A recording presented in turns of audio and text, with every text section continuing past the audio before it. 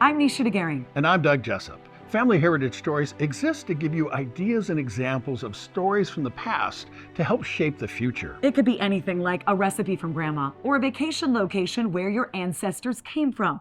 These stories deserve to be passed down.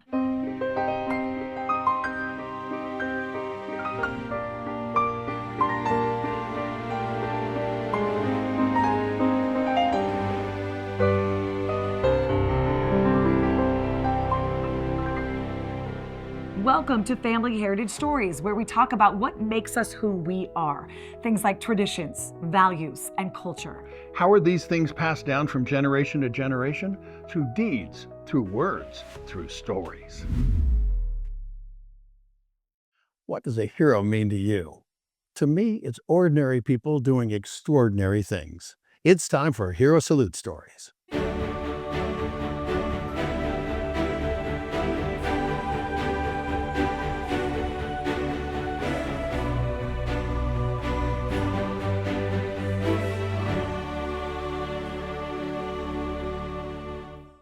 So I got to tell you, without getting too emotional, you guys are like the big brothers I never had.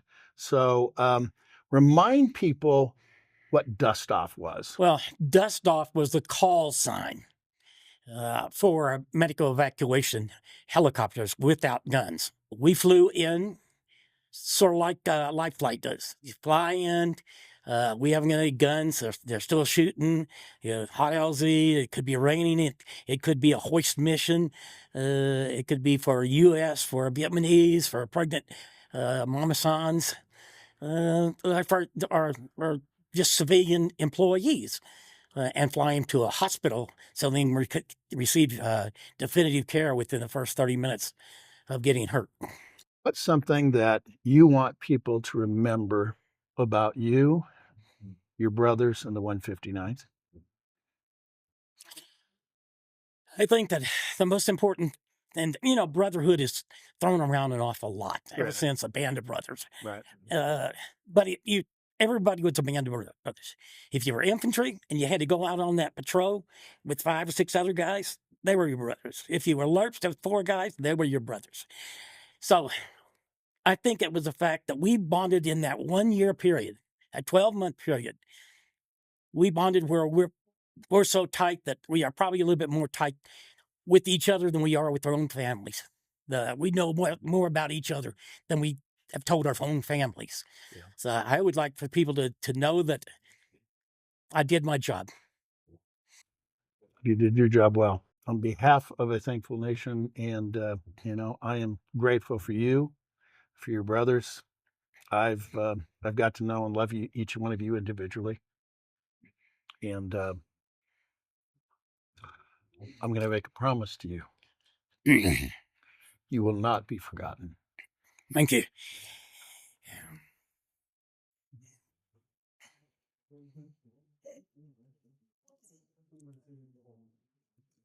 Another entry in the Family Heritage Stories with a true American hero, Jim Beson. Thank you.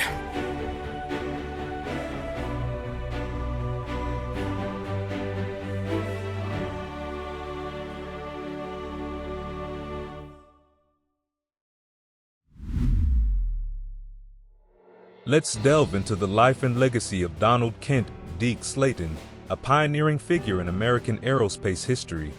He enlisted in the U.S. Army Air Forces during World War II, where he flew combat missions in both Europe and the Pacific.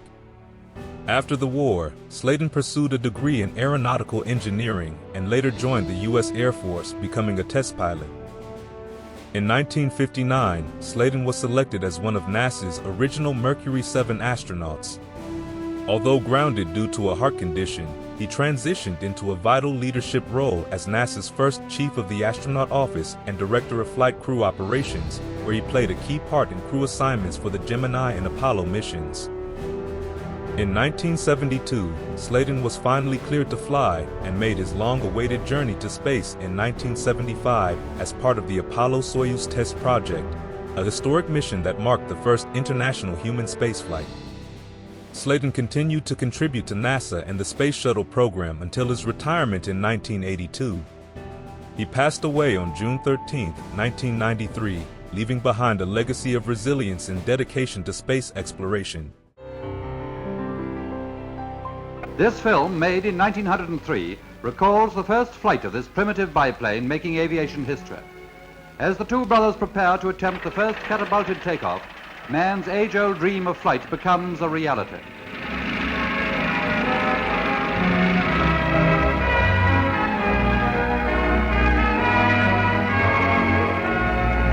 Everyone has a story. Stories have power. They help us understand each other. If you want help saving your family heritage stories with a private interview, contact Krista at fedorafoundation.org for pricing and availability.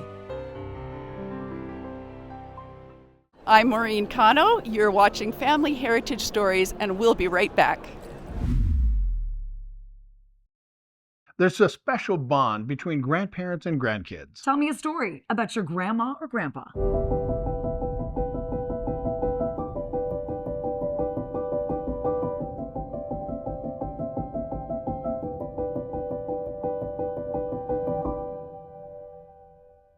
My grandmother, her maiden name was Paul. Her parents came over from England in the 1880s, immigrated through Canada, settled in Chicago in 1884. She was born there in 1885, and then they moved up into Wisconsin, a little town called Sparta, and that's where she met my grandfather, and they got married in 1903, had 7 kids. My mother was the 6th of 7. So she wanted my mother to go to nursing school. My mother didn't want to go to nursing school, so my mother didn't go on to college, but she met my father, who my grandmother didn't like, and she invited him up for dinner one day, and my uncle, who lived not too far away, thought that she was going to poison him, so they had an interesting relationship, but my grandmother was a wonderful, loving person to me, and I have such wonderful memories about her. So apparently the meal went okay. Must have. He survived it anyway. Later in the show, Brandon Fugel shares a story from his collection of movie memorabilia. What does heritage mean to you?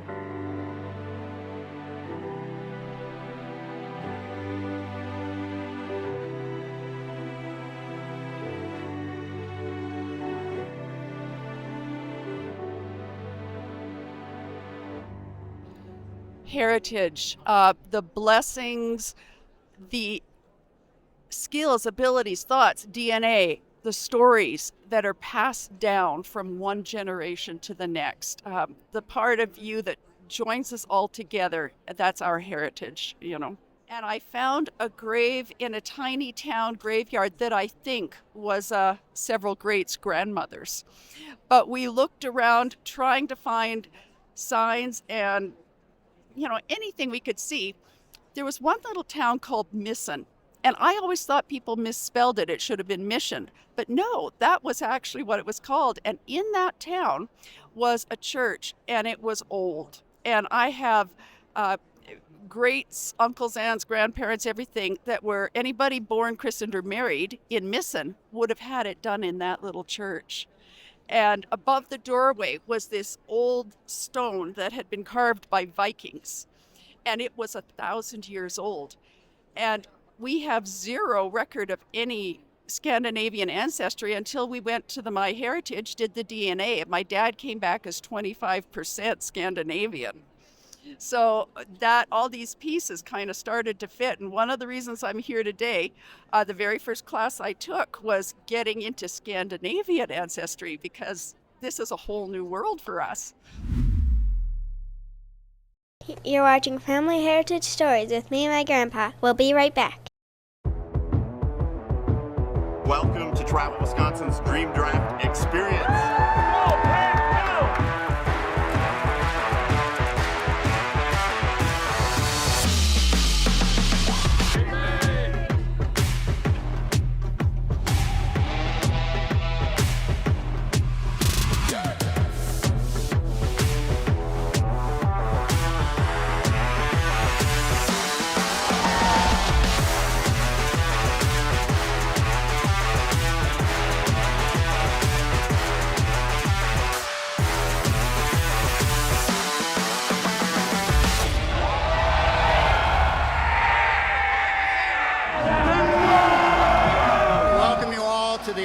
draft at Lambeau Field.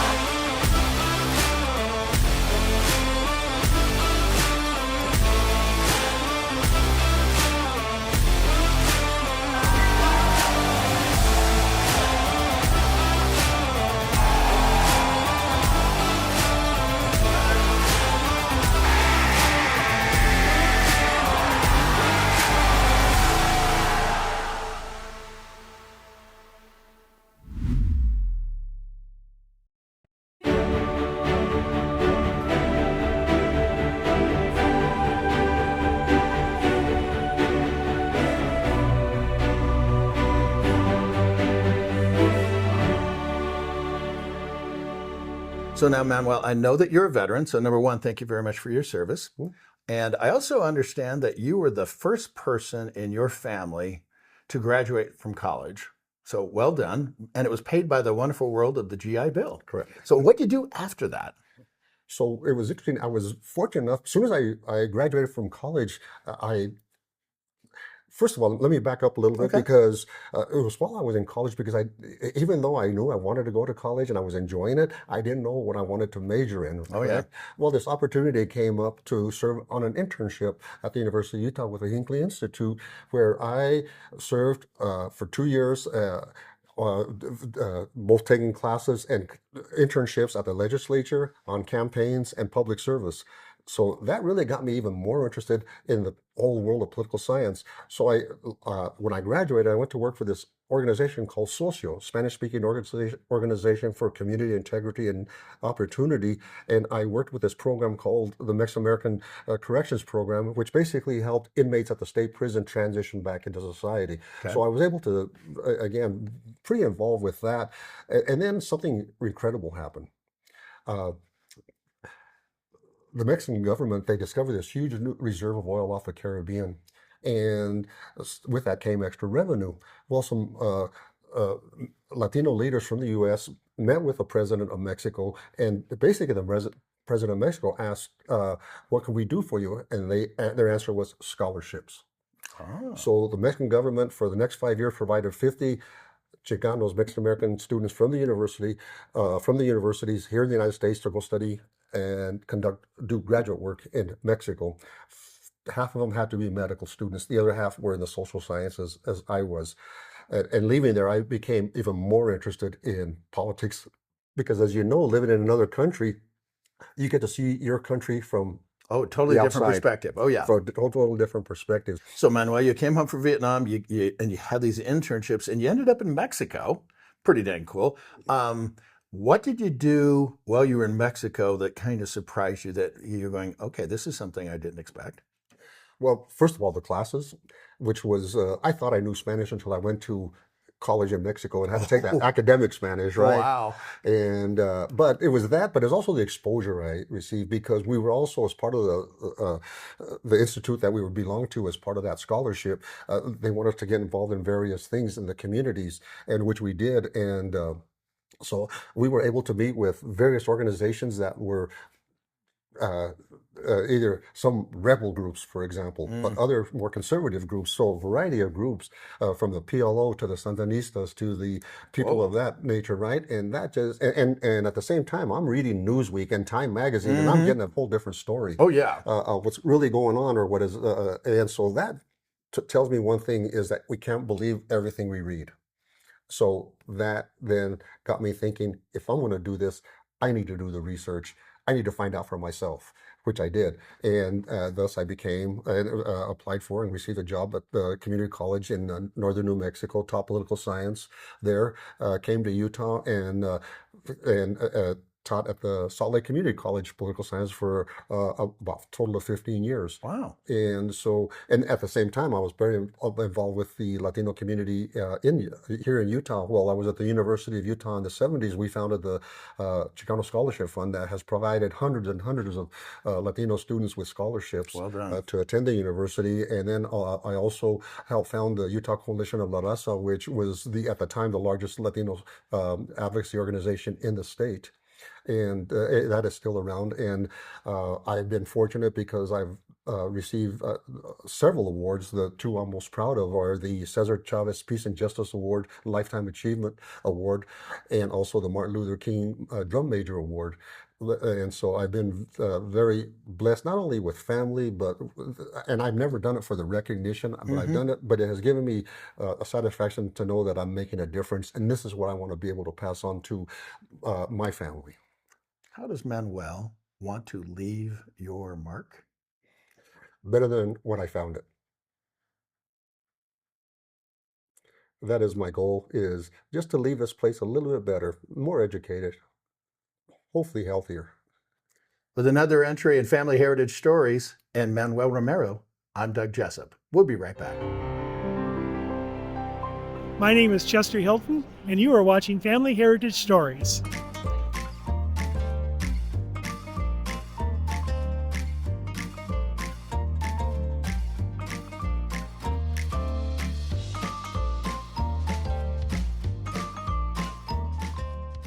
You learn a lot about traditions, values, and culture when you travel.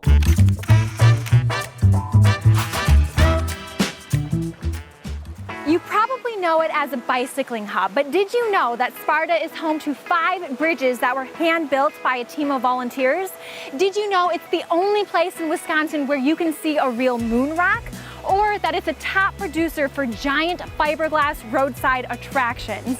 Today we're learning there's so much more to explore here in Sparta. Midway between La Crosse and Tomah off of I-90, Sparta is located at the junction of the Elroy-Sparta and La Crosse River bike trails. While the bike trails bring thousands of people to the area here, the reason why Sparta is considered to be the bicycling capital of America is because the first rail bed to be converted into a bike trail is right here in Sparta.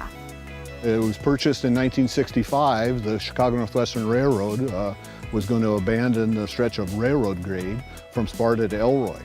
And the then Wisconsin Conservation Commission was contacted about the crazy idea of purchasing this long, narrow sliver of property to become a hiking and biking trail. The big draw, of course, are 3 railroad tunnels. Because of those tunnels, because you need to stop and walk your bike through, because they're cool and full of fog and interesting to see, it's always been a big draw to the trail. In town, hop off your bike at the Deke Slayton Space and Bike Museum. Not only do they celebrate Sparta's biking heritage, but it also serves as a memorial for astronaut Donald Deke Slayton. Deke Slayton was part of the Mercury 7 group. That's the first 7 American astronauts that were ever chosen for the program. And he was born and raised right here in Sparta. The Deke Slayton Space and Bike Museum is a wonderful combination. We combine it all together into a progression of transportation, starting with bikes, going on to planes, and then into space. We have over 100 bikes on display, starting with some of our earliest ones from the mid-1800s, going on all the way to bikes produced today. We've got some great artifacts on loan from NASA, including Deke Slayton's original spacesuit from 1959, and the crown jewel, as it were, is our space moon rock. It is the only one in the whole state of Wisconsin. We've got all kinds of great activities for the kids. This museum is for everybody. If you've driven by any roadside attraction and seen a giant fiberglass anything, Fast Corporation out of Sparta, Wisconsin has probably made it. So tell me, what is FAST? What does FAST stand for? FAST stands for Fiberglass Animals, Shapes, and Trademarks. And that's an adequate description of what we build here. We build things out of fiberglass, statues primarily, for a lot of different purposes, whether it be water park industry, slides, or public art projects. Fast Corp does allow visitors to stop by the mold yard.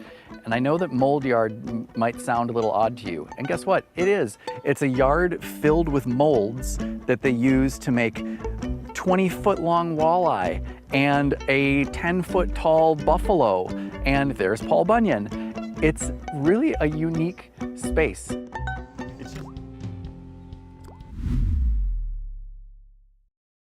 Objects with stories are treasures remembered. It's time now for a visit with Brandon Fugel.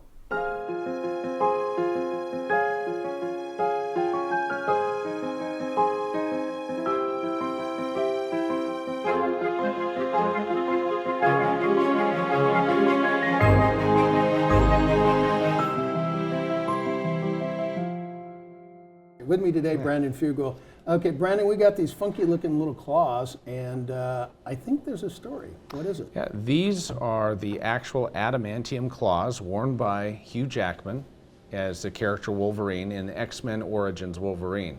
The actual movie used, wow, okay, that's cool. So these are his indestructible claws. Worn on screen in the action sequences by Hugh Jackman.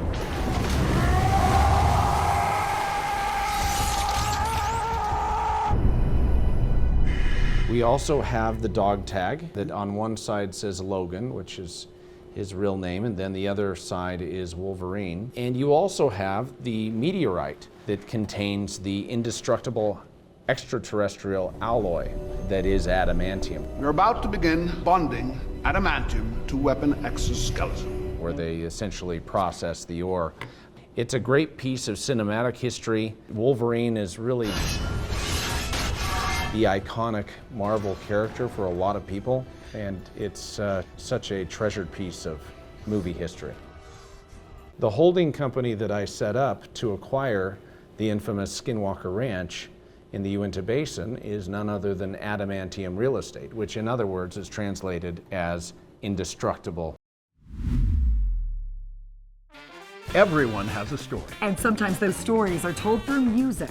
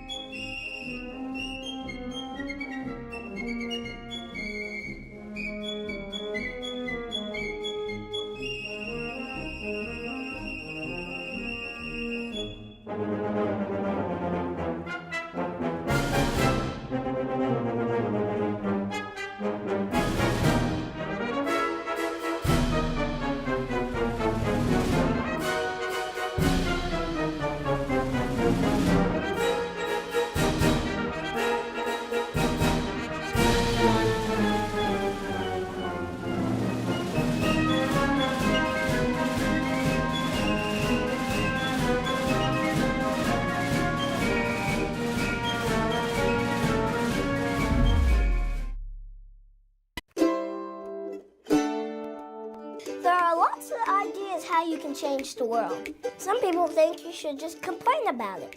That won't change the world. It'll just make it mad. Some people think you have lots of money, making it rain everywhere you go.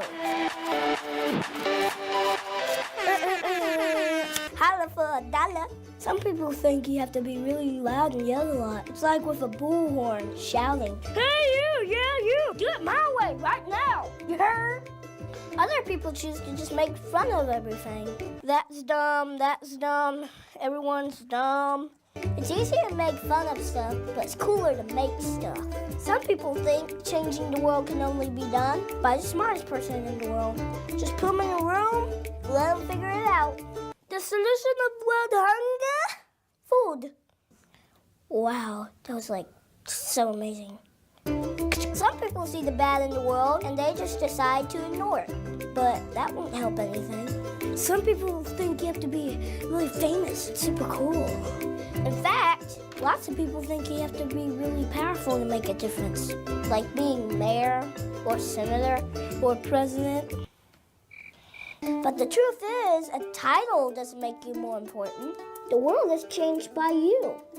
It's one person filled with love, and they just have to live it out, so they do something awesome. Then that person is filled with love, and they do something awesome. It just goes on and on and on and on. And the next thing you know, everything's awesome. Some people think it's impossible to change the world. It's impossible to change the world. Well, you can see why they could think that. Living in the world with kids who are hungry, people who are homeless, families weren't happy. I'm just trying to figure it out like everybody else, man. I do know this, though. Next time you feel overwhelmed or totally alone, remember this.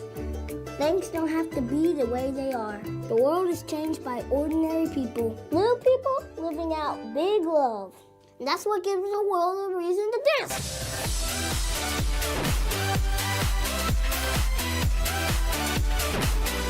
So, how do we change the world? It's our honor to be able to help people remember where they came from. The Fedora Foundation supports the collection, preservation, and distribution of diverse stories of traditions, values, and culture through Family Heritage Stories, on TV and online at familyheritagestories.org. How do you want to be remembered? With another episode of Family Heritage Stories, I'm Misha Dagari. And I'm Doug Jessup.